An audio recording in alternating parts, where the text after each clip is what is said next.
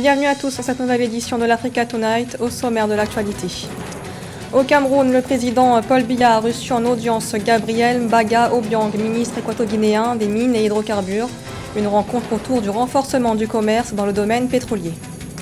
L'opération Barkhane prend fin au Mali. L'opération de l'armée française laissera la place à une nouvelle opération confiée aux forces spéciales. Plusieurs bases au nord du pays seront bientôt fermées. Et puis en Tunisie, le président Kais Saïed envisage une réforme de la Constitution. Un nouveau gouvernement sera également formé dans les plus brefs délais selon lui, ce qui devrait permettre la fin des mesures d'exception prises le 25 juillet. Mais d'abord, au Zimbabwe, la justice a tranché. Robert Mugabe, l'ancien président, reposera finalement au cimetière des héros de la nation. Décédé en 2019, il a été inhumé dans son village natal, comme voulu par la famille. La justice zimbabwéenne a demandé le 10 septembre, 2 ans après sa mort, l'exhumation du corps de l'ancien président. Le lieu de sa sépulture divisait la famille et les pouvoirs publics qui avaient choisi le site réservé aux combattants de la Révolution. Un chef traditionnel local a considéré en mai dernier que le lieu de la sépulture n'était pas conforme aux coutumes. 3 enfants de Robert Mugabe comptaient ce jugement. Au Cameroun, le président Paul Biya a reçu ce 13 septembre Gabriel Mbaga Obiang Lima, ministre des Mines et Hydrocarbures de Guinée équatoriale. Les discussions concernaient le renforcement des échanges dans le domaine des hydrocarbures entre les deux pays. Joël Ballot. Le président Paul Biya a reçu en audience ce 13 septembre le ministre équato-guinéen des Mines et des Hydrocarbures, Gabriel Mbaga Obiang Lima, porteur d'un pli fermé du président Teodoro Obiang Nguema destiné à son homologue camerounais. Ce dernier a profité pour présenter au chef de l'État du Cameroun la nouvelle initiative de la Guinée équatoriale en faveur du commerce dans le domaine des hydrocarbures.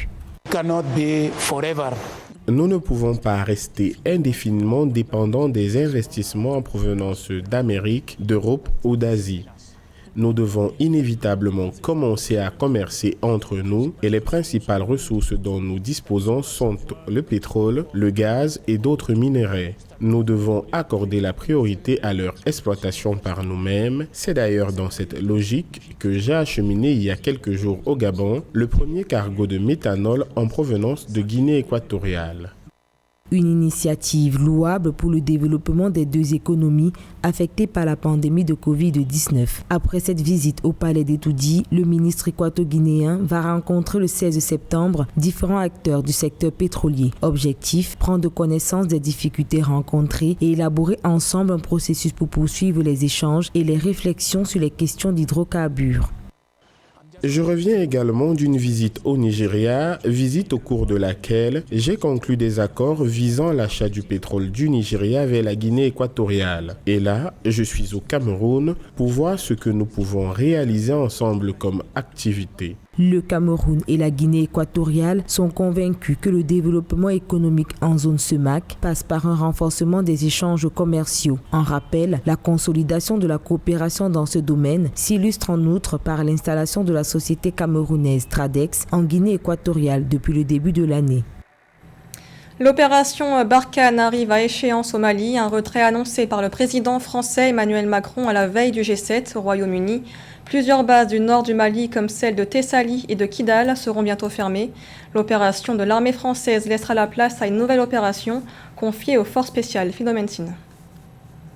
Repli militaire français au Mali. Dans le dispositif de quelques 5100 militaires que compte l'opération Barkhane dans les pays du G5 Sahel, c'est au Mali où l'armée française est la plus importante. La fermeture de 3 premières bases à Kidal, Tessalit et Tombouctou avait déjà été annoncée depuis quelques mois. À cet effet, le redéploiement d'une nouvelle équipe va sans doute nécessiter un énorme travail logistique, en particulier sur la base de Gao. En termes statistiques, c'est plus de 3000 militaires, 200 véhicules logistiques, 200 blindés, 4 drones, 6 avions de combat, une dizaine d'avions de transport et une vingtaine d'hélicoptères. Le nombre d'effectifs a augmenté. En 2019, nous étions passés de 4500 soldats à 5100. Aujourd'hui, l'armée française est contrariée par des enjeux d'ordre politique. Avec les élections présidentielles qui se tiendront en 2022, aujourd'hui, de plus en plus, le président Macron est critiqué en interne. Ce retrait de la force française au Mali est une suspension à titre conservatoire des opérations militaires conjointes avec les forces maliennes du fait de la situation dans le pays. Toutefois, les conséquences d'une telle décision peuvent encore plus dégrader la situation sécuritaire au Mali, notamment dans une ville comme Gaou, zone transfrontalière entre le Burkina Faso et le Niger, préviennent des observateurs.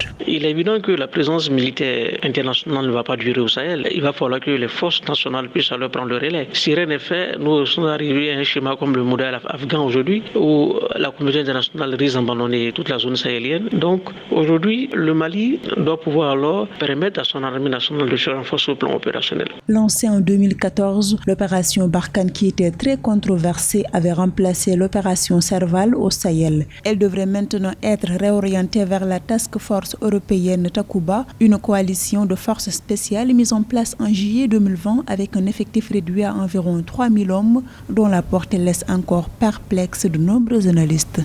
Et dans l'actualité également, au Soudan, la transition peine à se concrétiser, et ce malgré un accord signé en août 2019 après la chute de l'ancien président Omar el-Béchir.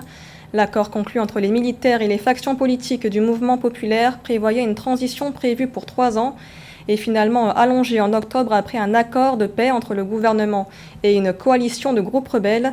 L'armée avait conclu de remettre le pouvoir aux civils. Pourtant, les militaires conservent le pouvoir et gardent la main sur l'économie, la politique étrangère et la gestion de la paix avec les groupes rebelles.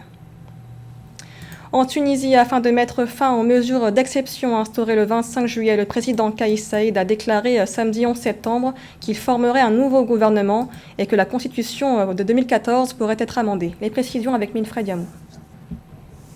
Le président tunisien Kais Saied a annoncé le 11 septembre son intention d'amender la constitution et de former un nouveau gouvernement. Une décision qui intervient quelques mois après avoir limogé le premier ministre et suspendu le parlement, assumant tous les pouvoirs exécutifs. Le calendrier précis n'a pas été dévoilé par le chef de l'État, qui indique vouloir répondre aux attentes des populations dans de brefs délais. Le peuple tunisien a rejeté la Constitution. Il est nécessaire de la modifier. La charte n'est pas éternelle. Nous pouvons introduire des amendements au texte. Je formerai un nouveau gouvernement dès que possible, après avoir sélectionné les personnes les plus intègres.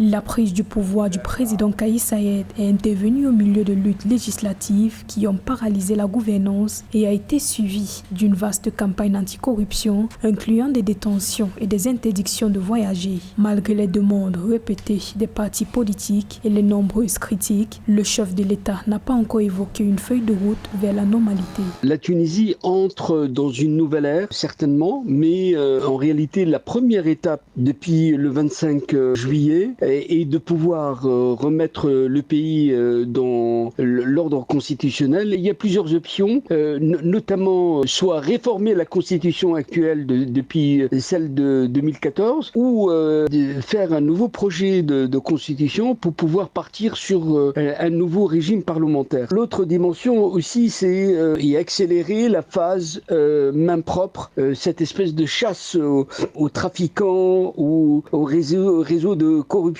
Tous les chantiers sont aujourd'hui ouverts. On va vers l'orientation, la première séquence, c'est-à-dire sortir du flou et nommer un gouvernement, changer la constitution ou la réformer et après partir sur soit un référendum pour valider toutes ces options nouvelles. La crise politique, socio-économique et sanitaire continue de s'aggraver en Tunisie. Début septembre 2021, des diplomates des pays du G7 ont appelé au retour à l'ordre constitutionnel. De son côté, le parti d'inspiration islamiste Ennahda, principale formation du Parlement, appelle à la tenue d'élections législatives et présidentielles anticipées en vue de garantir la protection du processus démocratique. La 13e édition du FEMUA, le festival organisé par le groupe ivoirien Magic System, a pris fin ce dimanche. L'événement est considéré comme l'un des plus grands festivals de musique en Afrique. Il a été rythmé cette année par de nombreux concerts d'artistes africains. Les précisions avec Esseto Barry. La 13e édition du FEMUA, Festival des musiques urbaines d'Anoumabo, a tenu toutes ses promesses. À Grand Bassam, la ville qui a abrité la fin de ce grand rendez-vous culturel a vibré au rythme de la musique. Des chanteurs locaux et d'autres venus des 4 coins du monde ont régalé le public venu en masse acclamer leurs idoles. Je viens directement d'Abidjan pour venir suivre le FEMUA. Voilà, spécialement, je veux voir mon artiste en train de prester, surtout VG Drum. Voilà, je l'aime très bien, je l'écoute beaucoup. Bon, le FEMUA pour moi est une activité culturelle. qui attire plusieurs personnes et plusieurs nationalités dans ce pays afin de venir connaître la diversité culturelle de notre pays, la Côte d'Ivoire. Je suis quand même heureuse que Bassam puisse accueillir une cérémonie, un événement aussi grand. Oui, sincèrement dit, la jeunesse bassamoise est très heureuse d'avoir accueilli le FEMUA et ça fait vraiment plaisir. Le chanteur franco-ivoirien VG Dream, la camerounaise Daphné ou encore le groupe Magique Diesel ont tenu le public de Grand Bassam en haleine avec leurs chansons phares. Des prestations qui ont ravi la jeunesse de Grand Bassam qui, pour la première fois, a accueilli la fin des festivités du FEMIA. C'est extraordinaire, c'est magnifique. Ce qui se passe, c'est un rêve qui se réalise pour nous, particulièrement parce qu'on a rêvé de ce moment. Et aujourd'hui, on y est. Enfin, depuis une semaine, nous sommes à fond dans le FEMIA. On vit notre rêve. Aujourd'hui, on n'a pas encore fini de vivre notre rêve parce que c'est vrai que le spectacle est fini pour nous, mais on va rester. L'émotion est là, donc on va rester. Essayer de communier avec les autres artistes qui vont participer parce qu'on est là pour ça, on a besoin d'apprendre, on a besoin d'acquérir beaucoup d'expérience. Donc c'est un sentiment de joie. Ça fait énormément de bien. Ça fait énormément de bien. Au bout de 12 éditions, le Festival des musiques urbaines d'Anoumabo est devenu une référence, un rendez-vous culturel incontournable. Le FEMIA est aussi une école, diront certains. Ce que j'apprécie, c'est la rigueur et la conscience. Et au-delà même du festival, c'est la formation des gens qui l'entourent. Chacun prend de lui. Chacun prend de lui. Et c'est une grande école. C'est une grande école. Et ça n'a pas de prix. C'est possible de faire les choses. Il faut mettre de la rigueur dans ce qu'on fait. C'est important. Et ça, je dis chapeau. Mais pour l'instant, on va aller danser. Allez, on y va. Au Rwanda, finale ce 14 septembre du championnat africain de volley-ball masculin à Kigali. Le Cameroun affronte la Tunisie, le plus titré de la compétition, pour la deuxième fois consécutive. Reportage de Fraterna Kizenga. Pour la deuxième fois consécutive, le Cameroun se retrouve face à la Tunisie en finale du championnat africain de volley-ball masculin. En 2019, le Cameroun avait perdu 3-7-2 à Tunis, mais à Kigali, ce 14 septembre, les Lions indomptables promettent de changer l'histoire. Je pense que depuis 2019, on a perdu en finale. On a vraiment ce sentiment-là qu'il faudrait qu'il y ait quelque chose d'inachevé. On doit vraiment tout donner pour amener le trophée à la maison. Donc, depuis les 4 mois de stage qu'on a fait au Cameroun, je pense que la motivation la plus, c'est toutes nos souffrances qu'on a endurées chaque jour. Il y a les gens qui sont à 5h30 pour aller jouer. Donc, je pense qu'à un moment sur le terrain, chacun a pu prendre conscience qu'au bout d'un moment, il faut que chacun donne du sien pour qu'on puisse gagner. Le match était très difficile, on a été mené, mais je pense qu'au final, quand même, ce petit souvenir de la douleur qu'on a eu et le stade qui nous met toujours en confiance, qui nous rappelle que nous sommes les meilleurs, c'est ça qui nous a aidé à gagner cette demi-finale.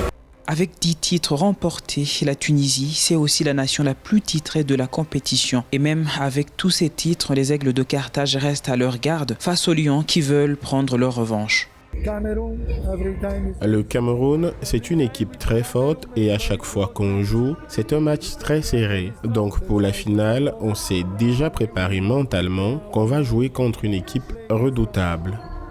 Créé en 1967, le championnat africain de volley-ball masculin est la plus haute compétition de volley-ball en Afrique. En plus d'être le pays le plus titré du continent, la Tunisie est également la nation tenante du titre. Ce journal a été réalisé par l'ensemble de la rédaction. Merci de l'avoir suivi. L'information continue sur Africa 24.